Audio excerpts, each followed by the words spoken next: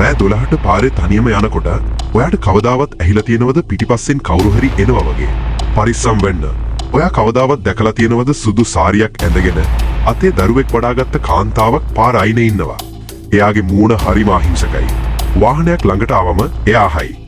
අනේ මහත්තයෝ මේ දරුවට පාර මාරු වෙන්න උදව් කරන්න පුළුවන්ද කියලා. රැවටෙන්න එපා. ඔයා වාහනේ නැවැත්තුවොත් එයාගේ ඇස් දිහා බැලුවොත් ඔයා දකින්නේ මිනිසෙක්ව නෙවෙයි. රතු පාට ඇස් කටින් එළියට පැන්න දල. ඒ තමයි මෝහිනී. ලංකාවේ රැට සිදුවන ගොඩක් රියානතුරු පිටිපස්සේ ඉන්නේ ඇය කියලායි ගොඩක් මිනිස්සු විශ්වාස කරන්නේ. වාහනයට පැන්නට පස්සේ එයා මිනිස්සුන්ව බය කරලා මරලා දානවා. ඔයා මේව විශ්වාස කරනවද? නැත්තම් මේක රැට නිදි මරාගෙන යන ඩ්‍රයිවර්ලා දකින මායාවක්ද? ඔයාට මේ වගේ අත්දැකීමක් තියෙනවා නම් පහලින් කමෙන්ට් කරන්න. හැබැයි මතක තියාගන්න යක්කුන්ට වඩා මිනිස්සු භයානකයි. ඊළඟ වීඩියෝ එකෙන් මම කියන්නේ හොල්මන් කතාවක් නෙවෙයි. මුළු ලංකාවම රවට්ටලා පොලිසියටත් කොකා පෙන්නපු ලංකාවේ බිහිවුණු භයානකම මහා මොලකරුවාගේ කොල්ල කෑම සහ මිනි වැරුම ගැන. ඒ කතාව අහන්න ඔයා ලෑස්තිද?